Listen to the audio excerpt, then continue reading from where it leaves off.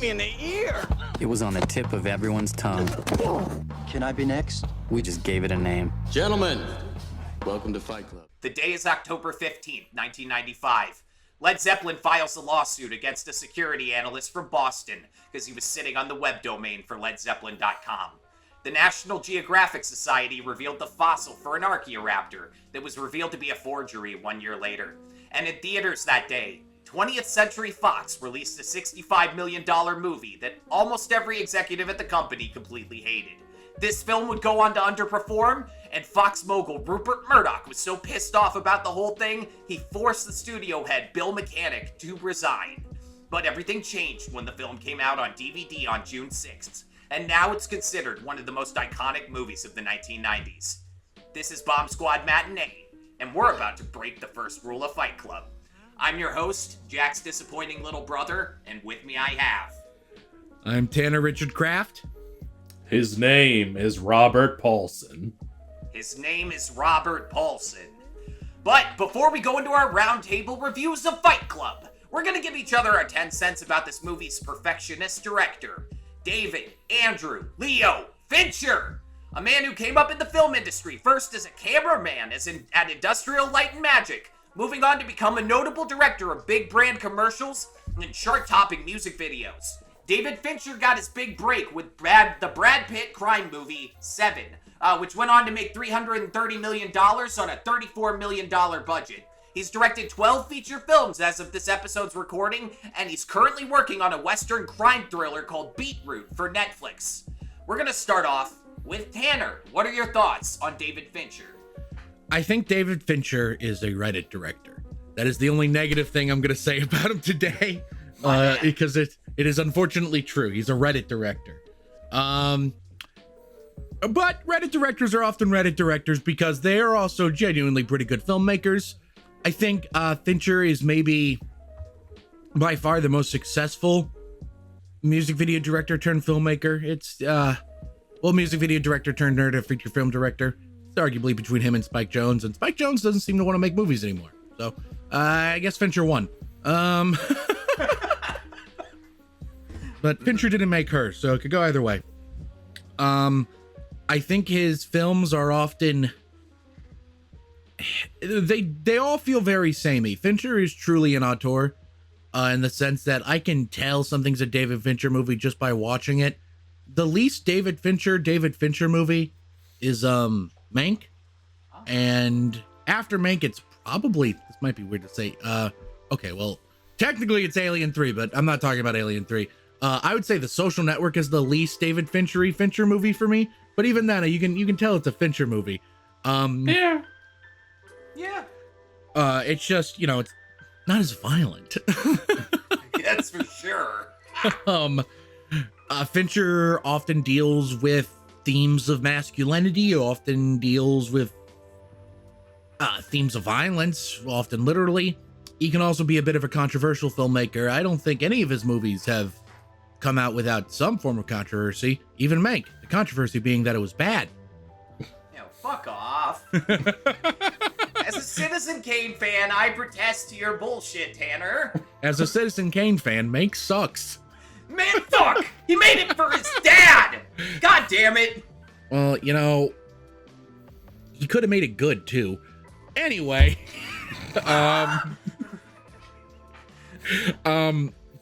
he's such a singular filmmaker. The way he shoots his characters is distinct, and you can tell that it's truly crafted. He kind of comes from that Kubrickian school of 50 takes. I once worked with someone who worked as I once took a class from someone who was a set designer on Gone Girl, and apparently Fincher would constantly tell her to move chairs an inch, one way or the other. He is that precise. He is a very precise filmmaker. That is not a compliment. But, he knows what he wants. He's very precise about it. And I think he is one of the most... I think between him and Christopher Nolan as the most distinctly 21st century filmmakers. Obviously they made movies in the 90s, but I think both Nolan and Fincher's movies really represent what the 21st century is culturally. In a lot of ways, they often are right on the ball, I find. Nolan more so than Fincher lately. Fincher's kind of off doing his own thing. I like The Killer. was a good movie. But it was the first time a Fincher movie didn't feel all that essential, even though, again, it was great, awesome, very funny. All right, I rambled enough, Austin. I'm going to throw it back to you now that I've shat on a movie you liked and just essentially said, yeah, Fincher be making movies, man. It's hard to hear you say that you like The Killer without doing the follow-up quote, a lot of killing. You lot know, of killing. Once Upon a Time in Hollywood about it. I actually like that a lot. I liked everything you just said, Tanner. Tim, you're an editor, and Fincher's films have some of Hollywood's most cutting-edge editing. What do you think of David Fincher?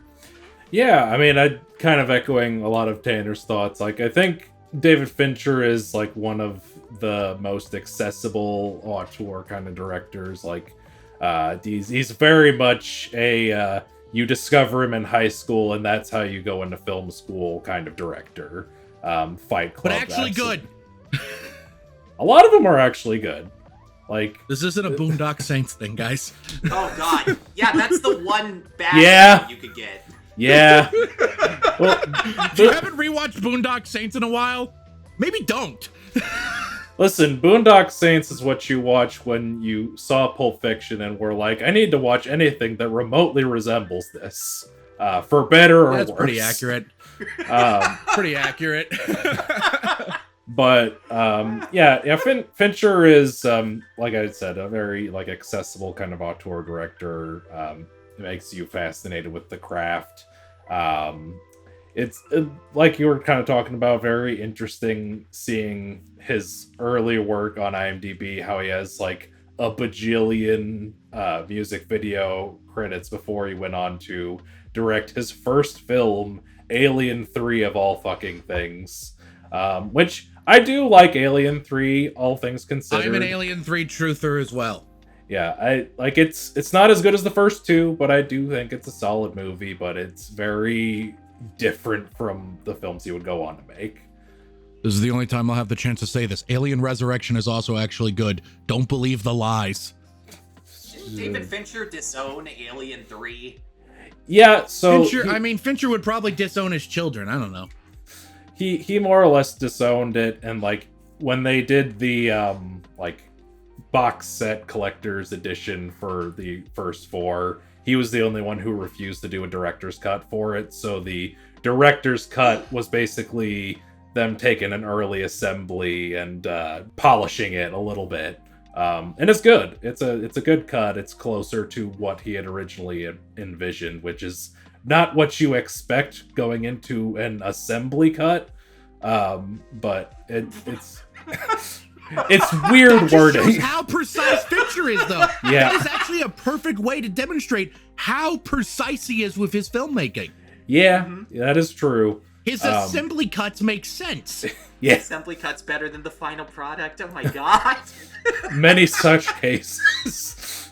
No, actually, Tim, there are very few such cases. Many such cases. Yeah. Fincher's an interesting director. I'll admit I haven't seen all of his movies. There are a handful that I still need to watch. And then some that I'm probably okay with just not watching. But Mink! What? I didn't say anything. I've seen that one.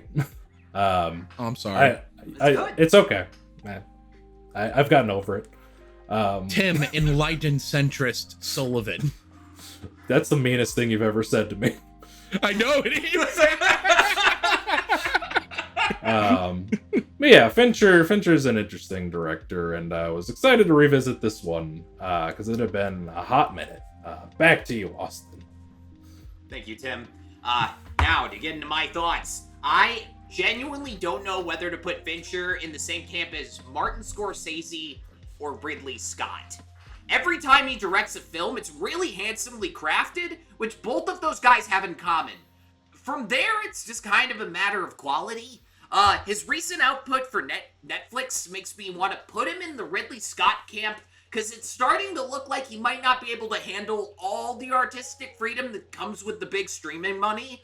But when I zoom out and I look at the number of all-time classics this guy has made, Seven, Fight Club, Zodiac, The Social Network, Gone Girl, Mank, No, I am really tempted to compare him to Scorsese. I know a lot of people like to rope Fincher in with Stanley Kubrick because he shoots an insane amount of takes with the actors, right? But I think Fincher is a little too down to earth to make Kubrick movies, and that's a good thing. Making something very complicated become accessible for wide audiences is a virtue, especially with the waning attention spans of people these days. One thing I admire about Fincher is that he is the poster child for shooting on digital cinema cameras. And not just any digital cinema cameras. He shoots his movies on red cameras. Everybody else in town prefers to shoot on the Arri Alexa because the color science is just objectively better. But this guy is just committed to sticking with his brand that peaked in the first Obama administration. And they reciprocate. Red gave him a custom 8K black and white sensor for Mank. Mank, famously good movie.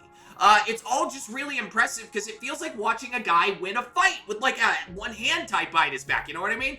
When film professors tell you it's not about the specific camera you use, it's about the lighting and the other shit that happens on set, they're probably seconds away from citing David Fincher as the example. Another Fincher hallmark that left me absolutely flabbergasted when I learned about it was his damn constant use of invisible CGI. This is all to say, of course, with the exception of Benjamin Button, which I would say counts as another point towards putting Fincher in the Scorsese camp now that we've all seen The Irishman. But in most of his films, like Gone Girl, what, Tanner? What are Sorry, you I'm just saying, the second you brought up Benjamin Button and went, oh no, you motherfucker, that's the most un-Fincher-like movie, you absolute piece of shit. If you rewind the tape, you could see me mouthing the words Benjamin Button before Oh, really? you went to say make. Yeah, my bad. Benjamin Button, also good movie. It is also weird. Continue. I once was struck by Benjamin Button for 3 whole hours. But in the case of like most of David Fincher's films, right, the CGI, Girl with the Dragon Tattoo, The Killer, Gone Girl, you have absolutely no idea that these things are fucking littered with green screen composites and digital set extensions, right? Go watch a VFX breakdown of literally any Fincher movie made in the last 14 years, and you will be absolutely rocked by how much CGI gets hidden in his movies. And this next thing isn't technically about like computer generated images, but it's still cutting edge post-production work. I had a fucking spiritual epiphany one day in film school when that quote came out from Kirk Baxter, the guy who's been editing Fincher's movies ever since Benjamin Button. He says, if you've got more than one actor in the frame, you can be pretty sure that 99% of the time I have split the screen and sped someone for the reaction time or put a different take in the background. I think that one of the reasons Fincher is so horny for digital is because that really speeds up the process of getting like the 200 and whatever takes into the Avid and then comping them together for some supernatural perfect shot. Fincher movies are shot and edited in such a way where post-production has this like godlike amount of control over each actor because they split the shots up with these invisible fucking masks. And they have so many takes to draw from for each actor. It's really meticulous and it's kind of brilliant. And you also wouldn't see it coming. But we're gonna go back, right? Before Fincher started his 7-year contract with Netflix, before Gone Girl set my film school's gender relations on fire, before the social network lost Best Picture to the fucking King's Speech, we're going all the way back to 1999. It was a simpler time. It was the height of the dot-com bubble. The average price of a new home was $191K. The average wage was 42 grand was what everyone was getting paid. The top 3 occupations were retail, cashiers, and office clerks. It was out of this period of economic growth that we'd see a trend, right? Movies about breaking out of your cubicle and doing something meaningful. The Matrix, Office Space, American Beauty. But only one of these 1990s ennui movies involved bombing credit card companies. And that's today's picture. Let's talk about Fight Club. The first rule of Fight Club is, you do not talk about Fight Club. The second rule of Fight Club is, you do not talk about Fight Club. Tanner, let's hear what you have to say about Fight Club, because you just watched it. Yes, I did. It was my first time watching it since I was like 15. My opinions on Fight Club had evolved since that first viewing, but I never actually went back for a second viewing until now. It's been so long since I've last saw Fight Club. About halfway through this movie, I genuinely started to question whether or not I had actually seen Fight Club before, or if I had just seen an amalgamation of clips and had somehow pieced together the plot. A big example of this is, spoilers, I thought the whole Tyler Durden is inside Edward Norton's head thing happens way closer to the end than it actually does. I thought that was last 10 minutes, not last 30. Oh, Yeah. okay.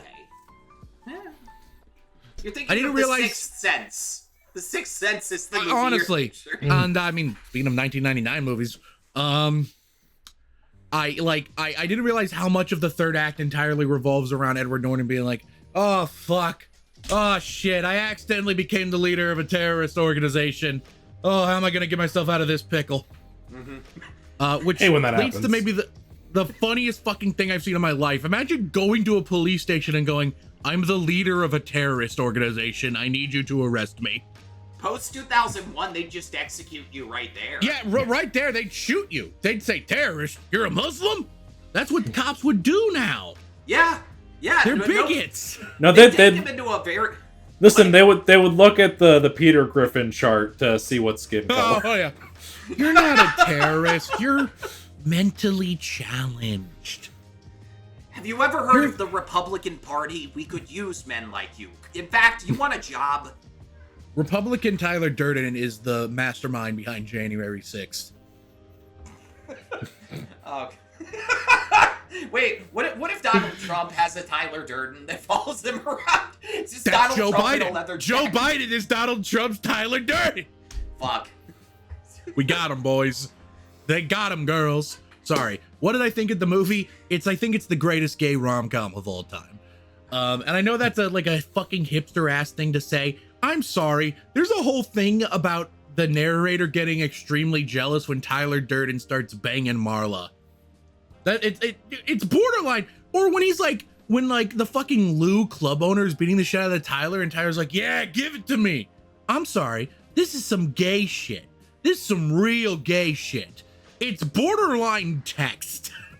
Yeah, and it even has an allusion to AIDS. He wins by telling Lou he gave him AIDS. A lot of That's gay true. subtext. That happened. That's Tanner, the tagline for this movie is mischief, mayhem, soap. That should be a clue that this is a gay ass movie. It's a very gay movie. But no, I think it is like the quintessential movie about Gen X's detachment syndrome. Because Gen X had a pretty bad like this whole like fucking. You know what? There's one thing I hate to give the Gen X or something, but you know what Gen X had? They had this aversion to selling out that, while went a little too far, we could maybe use a little bit more of now. Get your bag, yes, within reason. Get your bag by sponsoring a Pepsi commercial. Don't get your bag by being like, I think Raytheon makes great weapons or whatever. You know what I'm saying? There's a line. There's a line. And also, maybe don't do as many ads. You know, Sam Jackson, I'm sure you made a lot of money. Why do you need to be in the Capital One ads? I'm just asking. Anthony Starr, why are you in the ads for that fake mobile game? Well, that might be because he thinks his career is going to die after The Boys ends, because he might be a piece of shit. I don't know. Look into that one. He might have hit people. I will say, in reference to this ads thing, I did just see an article that was like Al Pacino did the Dunkachino thing because he lost all his money. So I get it. Okay, well, okay, you know what? That's fair. I get it. Money's money. Again, it's so fresh in my mind. It's almost hard to nail down my thesis of what I want to say. I guess I can just go by point. Very precisely edited thing. Just like we were talking about earlier, Fincher is a master editor. And this is before he had as easy access to the digital trickery as he does now. And yet there's still some crazy cool stuff happening with the editing. Like when Tyler Durden gets spliced into the early parts of the movie. He's just like there. And it kind of is like, what the fuck's going on? That sort of subconscious thing, which I swear to God, it's more than a frame. It is way too visible to be just a frame. It has to be multiple frames when they splice them in, I swear to God. that could be just because you're looking for it. That's So that's it true. I'm looks so more used to seeing perceptible. those I'm so used to seeing them like screenshotted on like Twitter and stuff that I know what the frame looks like when it happens. Cinematography is great. There's a lot of good, excellent visual storytelling going on. Specifically in how they frame Tyler and narrator in shots. I think there's some good stuff going on there. The performances are great. This is one of Brad Pitt's best, obviously. I think this is maybe Edward Norton's best. That might be a little controversial when movies like Birdman or American History X or Primal Fear exist. This is definitely his most iconic, though. I think that's fair to say. 100%. Which is crazy because he And- played a Marvel superhero, too. Oh yeah, he was the Hulk. This Sure, that knocks the wasn't shit also out of Tyler that. Durden. Hold on a minute. The Hulk is like an alter ego to Banner in the comics. Hold on, let me cook. Wait. Fight Club's a Hulk movie, fellas. Let me cook. There's a little known fact that the Hulk read the Anarchist Cookbook at some point in the comics and got really into that for a little bit. They try to erase that. It was a weird period between 96 and 99. In the Avengers, the Hulk does say that he tried to shoot himself in the head, and it didn't go through. Yeah, which that is a deleted scene from The Incredible Hulk. Much to think about. Boys, Much. You're about to get that weird little, like, fucking text from the FBI that says, stay where you are. Be careful. We're about to be like, be careful, stay where the fuck you are, bitch. We're on to you. Back to the detachment thing about Gen X's sense of detachment that I kind of completely went off at. I think this is the ultimate example of that. I think Office Space is also a great example of that. But this even more specifically ties into just like, I think Office Space tied into how quote unquote boring that end of history period in the 90s was for Americans. I think Fight Club taps into how existential, how detaching the end of history was. When I think there was a general sense of, we're at the end, does any of this shit matter? That was sort of in the cultural zeitgeist, specifically with Gen X, that I think this movie taps into incredibly well. And I think a great example of that is, there's been a lot of memes going around lately, like, oh, Gen X's movies were like about how much it fucking sucked to have an incredibly stable office job with a great paycheck. And I don't know, maybe that's true in Office Space to an extent. I think it's worth remembering in this movie that the narrator's job is to determine whether or not horrible fatalities and accidents are happening at a consistent enough rate to justify auto recalls. Yep. That's kind of incredibly depressing. And Edward Norton sells it so well. Helen Bonham Carter, also great. Every time she's on screen, it's like a magnet. I know I'm all over the place. I'm like jumping back and forth between topics. I wish I had rewatched this more than a half hour ago. Here's what I'll say. There's a lot about the politics of this movie I want to dive into. The problem with that is, I don't think I'm allowed to say on YouTube how I feel about some of it. So we're just gonna let that statement sit for itself. And you know what, Austin? I'm gonna throw it back to you. I'm throwing this this hot pocket to you. What I just said. Gracias, Tanner. Pocket. I will eat it and relish its taste. Thanks for diving straight out of the fucking swimming pool and going into the hot tub with that one. I'm sure Fight Club's a lot to digest, and you just fucking ran straight in here. Fucking Tim, what do you have to say about Fight Club? So much like Tanner, this was my first time revisiting this since high school. I distinctly remember I was in an English class. It was like junior year English class, and there was some girl in the class who was just like lending out her Fight Club DVD to people. She's just like, I just want to spread the word, which is breaking the first two rules, however. Yeah, it was a movie that I'd been meaning to like properly revisit for a while. I remember catching bits and pieces of it during a casting session in my senior year, but I hadn't like properly sat down with it in a while. And we were kind of talking about this in the group chat. You said that it holds up, and I agree, it holds up. Yeah.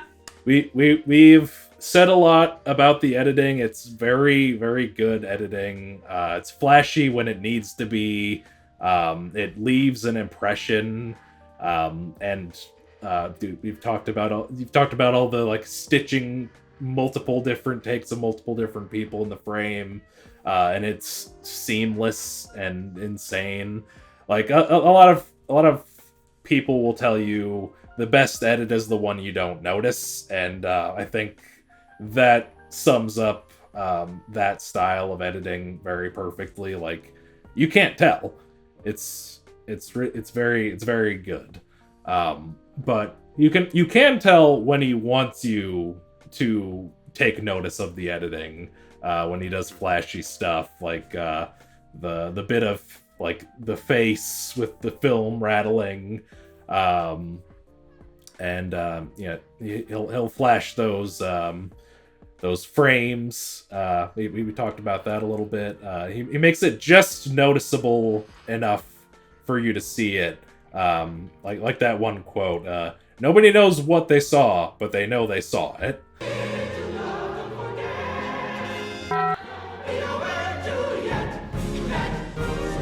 Nobody knows that they saw it, but they did. Nice big. This movie is definitely like a introduction to film school kind of movie, but that's not a bad thing. It's like a very accessible movie, and it makes somebody who might not have like gone out of their ways to watch a bunch of movies curious, which I think is a positive thing. Tanner did allude to the politics a little bit. I do think it's very funny that like a lot of the right-wing people got that term snowflake from this movie and are obviously missing the point that this is a critique of them. And it's just very funny to watch post-Trump, just how they are these caricatures in this movie, and they don't even realize that's a bad thing. Yeah. It's nuts. I'm sorry. I think it's very interesting how much of this is a critique of that type of violent, toxic masculinity that Trump would ultimately come to represent 20 years later.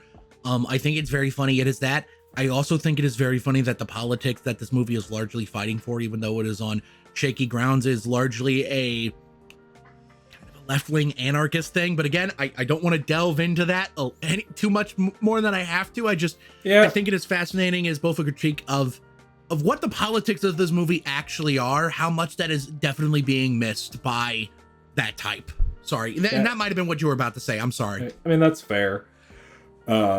It's very much a misunderstood movie. But it's a good movie. It's definitely it's a good accessible film. And even all these years later, after everything that I've seen since high school, still a great time. And I'll probably have more to say in general discussion, but I'll pass it back to you, Austin. Thank you, Tim. For people of a certain age, let's say white men born in 1994, there's a high probability that they became interested in film as an art form because of the same, let's say, half a dozen very specific films. Yeah. The Dark Knight, right?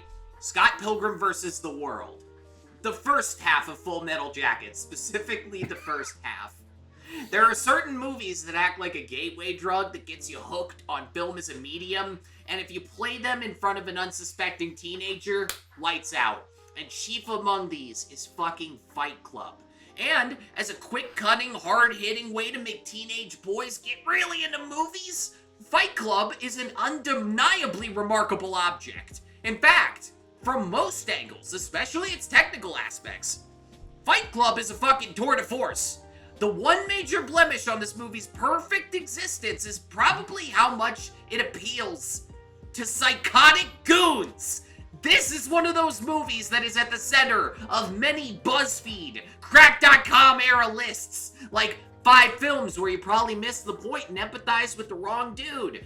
Because, like other incredible movies, like Taxi Driver, Starship Troopers, there's not a scene where Edward Norton's character, looks at the camera and spells out for the audience why Tyler Durden's way of thinking is deeply flawed. It's more subtle than that. On the DVD commentary, Edward Norton is noticeably shaken by some early reviews that called this movie blatantly fascist. And he cites this, specific scene that to him contradicts that point. It's the scene where Ed Norton finds out that, his friend Bob was killed during this Project Mayhem mission, where the whole goal was just to, blow up a piece of corporate art and use it to destroy an empty Starbucks. He tries to remind them of, the gravity of the situation. He's like, this is a real person. This is not some faceless soldier. This guy had a name. His name was Robert Paulson. And the henchmen immediately run with some bullshit idea. Yeah. If you die while serving the cause, the supreme leader will finally honor your name. Around that same time on the commentary track, Norton says that Fight Club is essentially a movie about a bunch of frat guys who start taking themselves too seriously. And not to sound histrionic, but as the grandson of a history teacher, I think it's worth mentioning that the Ku Klux Klan started as a frat. There's just something inherent to bored young men where they like the idea of joining a gang. So you get a certain contingent of really annoying dudes at parties who rattle off hyper macho Tyler Durden quotes without ever realizing that his whole hit bottom, do sit-ups, and blow shit up methodology is kind of a dumb overcorrection by a manipulative dickhead. Honest to God, though, it does fuck with me. Tanner, you said this. How close this movie was to discovering revolutionary leftist principles. Fight Club is what happens when you rebel against corporate America, but don't add in that shred of class consciousness. Spoiler alert, that makes bad things happen. Side note, for anybody who wants to see what happens when you do Fight Club, but leftistly, go check out the show Mr. Robot by Sam Esmail. You are not gonna regret it. There's an episode where they redistribute the wealth.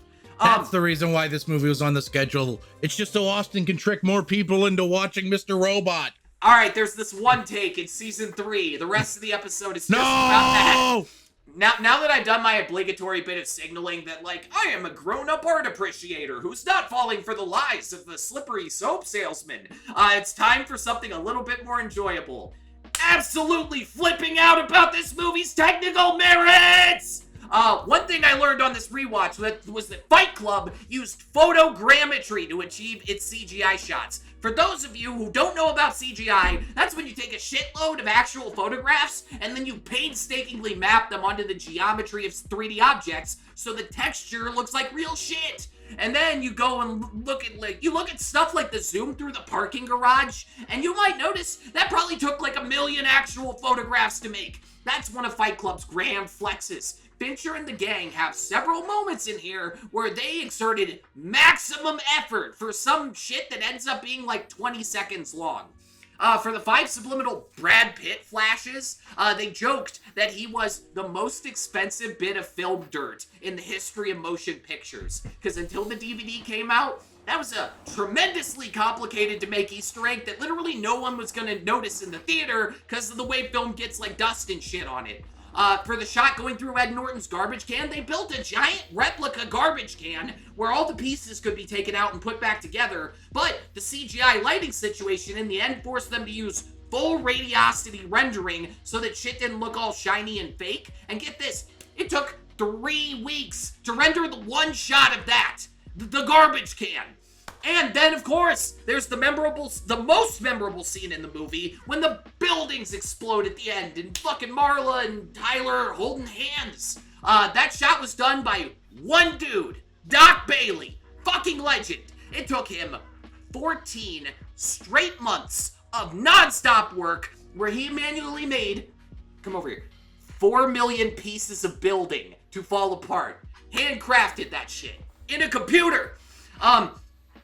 I can't remember who said it on the crew. I think it might have been Mark Kaplan, the costume designer. But he said Fight Club is like the one film he worked on where the finished product is still chock full of like shit he didn't know existed. And that is saying a lot, because usually when you work on a motion picture, you've got a really good grip of the stuff that's going to show up when you screen it, right? But Fight Club is this $63 million barrage of fucking visual information.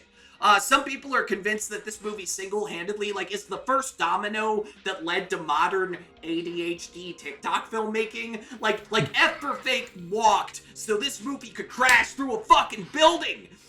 Fincher was actually an early adopter of pre-vising movies with CGI, and they spent 4 months gaming this whole thing out shot by shot before they filmed a single thing. And that makes me wonder, who the fuck is Helen Pollack? She's first billing in the end credits. She's listed as like a unit production manager. What did Helen do to get top billing at the end of this movie? Was she secretly like the glue holding this shit together? I've never heard a Helen Pollack story. Maybe she's Tyler Durden. For this and more other hard-hitting questions, stay tuned until after the break. We're going to be talking about 1990s office worker rebellion films and how they hold up today, movies that got a bad rap because of recent news events, and a whole bunch of other shits. This is Bomb Squad Matinee. Fuck Martha Stewart. Yes, I'd like to order the Erica Picari Dust Ruffles. Welcome back from break. Here's an ad. Do you know who Gene Davis is? He was a color field painter who died the same exact month that New Coke came out. If you're dating a broke fine art student, there's a chance they once had to memorize his name for a test. Most people don't know who the fuck this guy is unless they work at the Smithsonian, but you know what name people do recognize? Avengers Infinity War. And thanks to our sponsor, MoviePalette.com, you can get a piece of wall art that looks just like a Gene Davis painting, except it's actually an excuse to tell people what movies you like. Printed on fine canvas materials with each vertical stripe representing the color palette of your favorite movies, Movie Palette is your way to see into art, but not art that is boring. Use code SQUAD15 at checkout to save 15% on your order. And now for general discussion. I want to start us off by talking about something that just absolutely nags the shit out of me every time I watch this now, and that is the 90s office worker rebellion film. Like The Matrix, like Office Space, my big thing is it's really weird watching a movie where the main character is driven to the brink of madness by a situation that, like, if you personally secured that lifestyle today, it would be like winning the lottery. You guys have anything to say about that?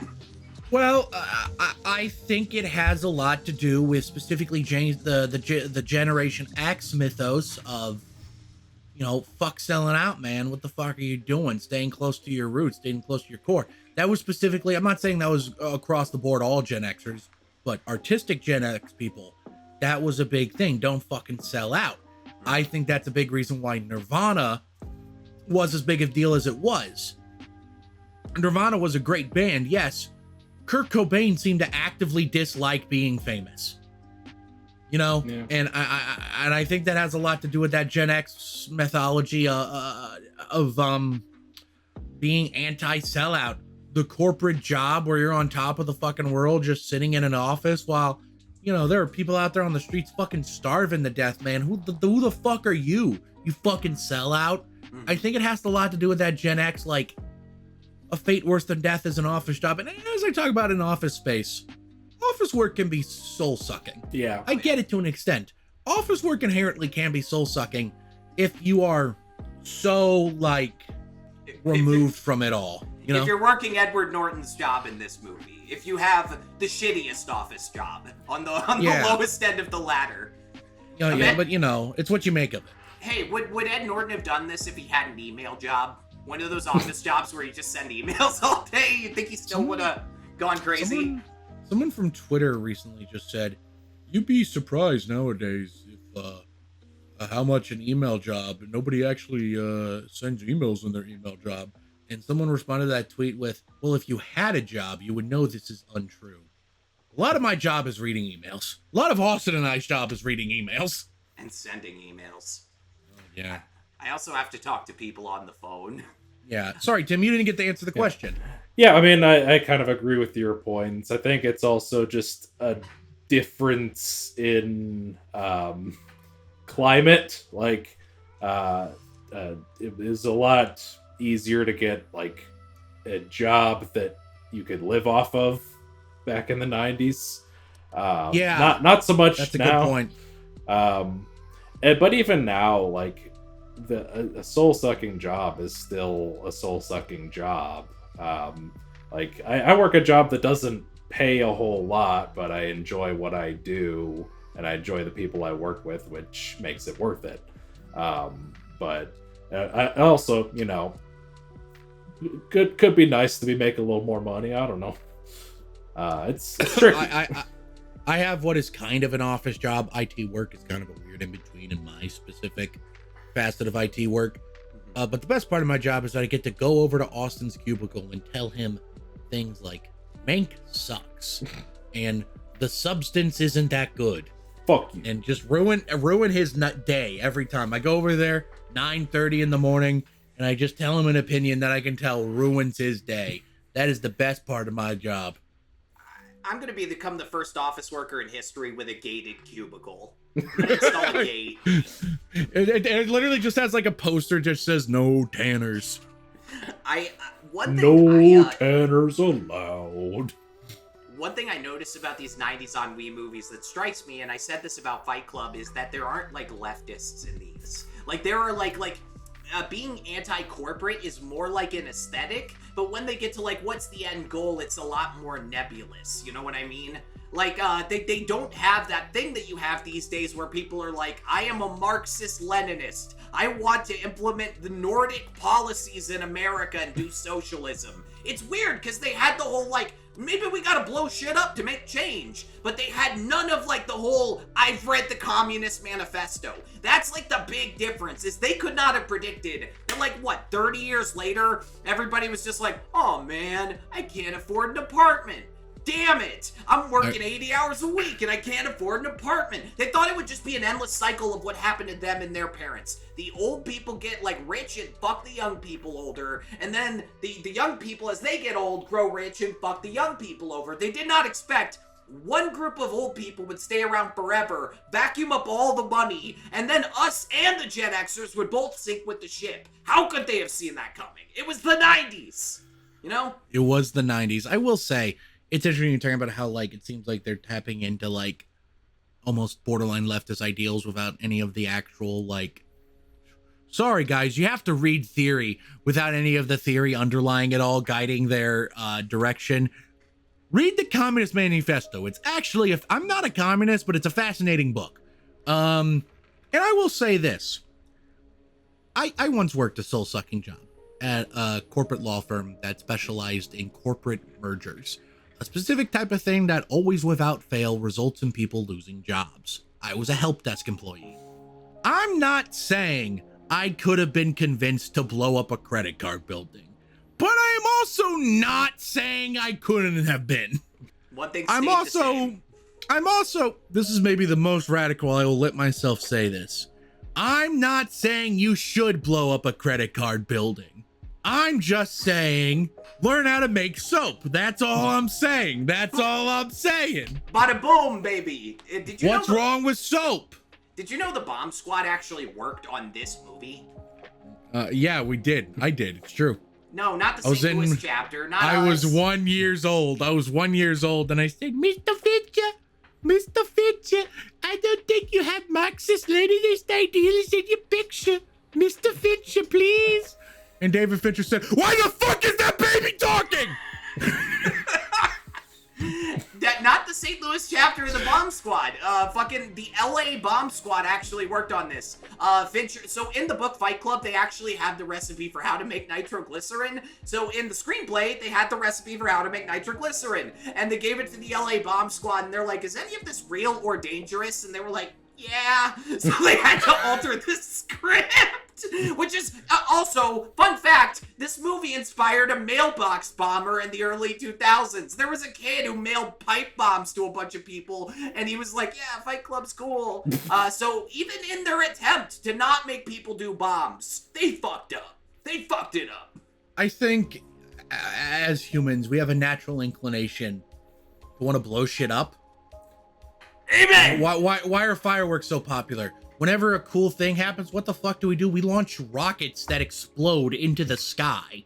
Also, Celebrate. worth noting that if a popular movie or TV show shows you a new way to kill a person, people are gonna figure out how to do that way. Remember the boom in Ricin after Breaking Bad came out?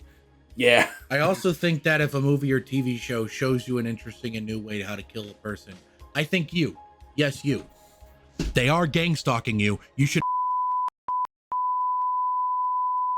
I think it is fascinating. Again, I mean, Austin, you talked about this a bunch, how much it's towing the line between, like, it's like, you ever notice when Republicans make a tweet and you can just tell they're so close. They're so close to getting it. This is, you're so close to getting it, the movie. Yeah. You're so, like, these guys are so close to getting, can we talk about something? Speaking of pieces of shit, Jared Leto is in this movie. Why is he the only one of the soldiers that, like, doesn't have to shave his head? Did you guys notice that? Because I did. Yeah. He gets to keep his hair. Oh, and when Brad Pitt says that line about how they're not all gonna be rock stars, gives Leto a little fucking look. Because 30 Seconds to Mars hasn't even started yet at this point. That's hilarious. He knew, and he let it happen. 2 kids! I mean, quite literally, if the things I've heard about Jared Leto are to be believed, it may or may not have been done to kids. Allegedly. Listen, what if he watches this? You just summoned the allegedly demon. You said his name 3 times. The allegedly demon's just a guy that, like, points out technicalities. Hey, Fight Club fact. When Ed Norton is in the cave and you see his frosty breath, that's leftover CGI assets from Titanic. That is breath that was synthesized for Leonardo DiCaprio in Titanic. You know, that actually reminds me of something. Titanic, 20th Century Fox movie. You know who owns 20th Century Fox now? Disney. The Disney Corporation. The Walt Disney Corporation. That's where I watched this on the treadmill, was Disney Plus. No, that leads to the incredible concoction that I watched Fight Club, a movie that could be borderline described as Anarchist Cookbook the movie. I feel like if I say that enough times, YouTube will, like, AI will detect Anarchist Cookbook and, like, ban the video just because I said it too much. You can buy it on Amazon. Who gives a shit? Which led to the incredible thing where, you know, I'm just sitting here waiting for the credits to end, yada yada. And you know how when you finish watching something on Disney Plus, it recommends what you should watch next? Austin, from your smile, maybe you saw this too, but I need the world to understand what the Disney Plus streaming service recommended I watch after finishing Fight Club. Please be Moana. Be Moana. It's even funnier than that. I'm sitting here thinking, you know, I'm just watching these credits, letting that amazing ending song just sort of sink over me. And then all of a sudden I see Whoopi Goldberg's face. And I'm just like, what the fuck is going on? And I look closer. Wait a second. Holy shit, is that Haley Joel Osment? And it is. Not only is it Haley Joel Osment, it's Haley Joel Osment 4 fucking years before The Sixth Sense, because it recommended me the 1996 movie Bogus. The description of which is a boy invents an imaginary friend after his mother dies. This is what the Disney Corporation thought I was in the mood for after watching Fight Club, and went, well, that's a movie about an imaginary friend. This too is a movie about an imaginary friend. And then the worst part was, I wish I got a photo of it, because I hit the home button on my Roku TV before I realized what I was seeing, and I went, fuck. God damn it, I didn't get a photo. That's a shame. So I opened Disney Plus back up, and I started the movie again, and I fast forwarded to, there was a minute of credits left, and let it play out, and the movie fucking recommended it again, and I was able to get a photo of it the second time. That's what Disney Plus is by default recommending people after watching Fight Club, the 1996 movie Bogus, a movie none of you have heard of before today. Hey, we heard you like Fight Club. How about Tiger Cruise? That's what it fucking felt like. Like, Bogus 1996, this movie has 7,000 ratings on IMDb. This movie doesn't exist. It's written by Alvin Sargent, which is, kind of crazy considering, the guy that wrote the Spider-Man movies, Academy Award nominated writer, great guy. This movie had a $25 million budget. It made less than $5 million. This movie opened number 11 at the box office. This movie bombed harder than Fight Club did. It has a 41% on Rotten Tomatoes. Anyway, you should watch it after watching Fight Club. This is now the Bogus podcast. Fellas, what are your favorite moments in the movie Bogus? Did you like Gerard Depardieu as the titular Bogus? I don't know how to pronounce his name. I think it's Depardieu. Gerard Depardieu is the titular Bogus. Man, fuck. Yeah, it must be hard for Disney's algorithm folks to attach, a movie to something this controversial. I can't imagine, there's a lot of shit on Disney Plus that's drummed up controversy like Fight Club did. In fact, this is more mentioned in, articles from around when Fight Club came out. But Fight Club had it kind of rough because of recent events that happened in the news in the 90s. Apparently, get this rocked the test screenings like a level 5 hurricane. I'm talking about the Columbine High School massacre. Fincher even says so on the commentary. The line where Ed Norton tells his boss he's gonna shoot up the office was just a little bit of fucked up fun before Columbine happened. And then afterwards, folks went dead silent. So this is, among a proud list of movies that got fucked by recent news. Other examples include, anybody remember The Billionaire Boys Club? That movie? Fucking released, has Kevin Spacey as one of the actors, and it was released around the exact same time he got outed as a chomo. Similar vein, Louis C.K.'s I Love You, Daddy. I was literally about to say, that movie still only exists on, obscure pirating sites. I know it exists. People have seen it. Are you talking about I Love You, Daddy, or Billionaire Boys Club? Because I feel like they're both that way. No, Billionaire Boys Club you can rent. You can just open up a fucking Google Play Store and rent that. Yep. You have to find I Love You, Daddy. You have to hunt that one down. Yep, because there were screener DVDs from The Orchard, I think, that a piracy group got their hands on, and that's the only reason anybody can watch that, because the Louis C.K. wanking allegations came out, and they buried that movie, like magazines. But not his career somehow. The motherfucker won a Grammy a couple years ago. Gonna do a double feature someday. I should jerk off in front of people. I'll win an Oscar. I'm gonna do a double feature someday of Magazine Dreams with Jonathan Majors and I Love You, Daddy. Did you hear, that movie was acquired by Fox Searchlight, and Fox Searchlight just sold it to a distributor that's even more obscure than the distributor of the new Trump movie? Ooh! Oh, jeez. If you ever watch that movie, it's gonna have 30 production company logos in front of it. I love RRR. Yeah. What was Not to, back on Spotify. Woo! You guys ever heard of the Ben Stiller movie, The Watch? I am always constantly thinking of the Ben Stiller movie, The Watch. I know.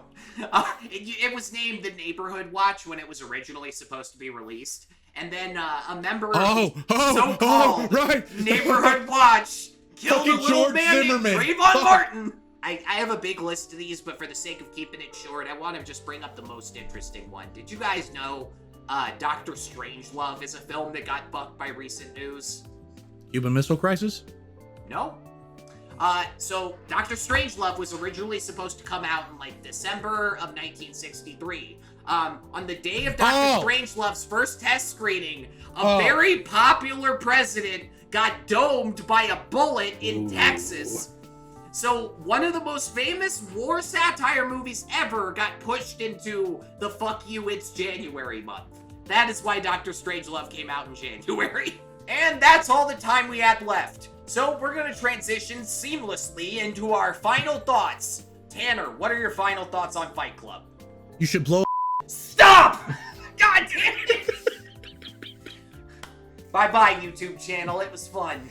It's over for us, boys. YouTube's gonna get one look at this and be like, we're calling the FBI. We should have known when they were called Bomb Squad Productions. They were spreading Martist ideals. Martist artists. There you go. That's a little Easter egg. Little Tyler Durden showing his cock or something. Whatever happened in this movie. That penis is lost media. Tim, what are your final thoughts on Fight Club? Is this movie self-cessed? just a philosophical question. Back to you, Austin. Well, if it's a gay rom-com, I mean, so it's funny you say it. I'm sorry. I was legitimately thinking the same thing, like halfway through the movie. I was like, so this is really gay. So like, is it self-cessed? And in which case, maybe it makes sense it's on Disney Plus. Loki, the show, is also on. There we go. Loki taking nods from Fight Club. That's what Screen Rant wants. Okay, final thoughts on Fight Club. Even though I have absolutely wanted to exit my own body every time a douchebag at a party told me self-improvement is masturbation, I kind of respect movies that have this propensity to just inspire people. Just like how you probably shouldn't show Garden State to a 16-year-old girl who's having an identity crisis, if you show Fight Club to dudes who don't have a lot of good things going on in their personal life, there's a really high chance it might replace their entire personality like the Venom symbiote. It's a powerful, magnetic piece of art. And for those of us who aren't using Fight Club as a power fantasy, it's still a technical masterpiece with kick-ass performances and a really stellar screenplay. Go check it out now on Disney Plus, home of such other movies as Mary Poppins, The Many Adventures of Winnie the Pooh, and Moana. And Bogus! But you know who else is an unreliable narrator? Tim M. Sullivan? You! The person who's been me the whole time. Thank you for tuning into this padded asylum wall. Go ahead and leave us a review using Morse code punched into the floor. Consider donating to our Patreon. For $5 a month, you can unlock our exclusive commentary tracks for movies like Basketball Jones and Wizardess Cage. And if you smuggle us 10 big ones on a monthly basis, we will honor your name in life and death. Shout out to Jason Secord and Tanner's mom, Tanya Kraft. Without you two, there would be no Christmas. If you're imagining this on YouTube right now, bite your finger and write something cool with the blood. What do you think of Fight Club? How do 90s office worker rebellion movies make you feel in today's economy? And finally, how's that working for you? Being clever. Comment below and let us know. And while you're stuck here, hit the like button, cause fuck the like button. And then hit the subscribe button, cause fuck that guy too. And finally, hit the bell icon, cause you're on a roll and hitting stuff feels good. Thank you very much for watching. And remember, the goal isn't to live forever. The goal is to create something that will. Bye. Farewell. Here's how to make nitroglycerin, okay, kids? You take Just slid my ticket across the table and I said, sorry guys, I gotta see about a girl.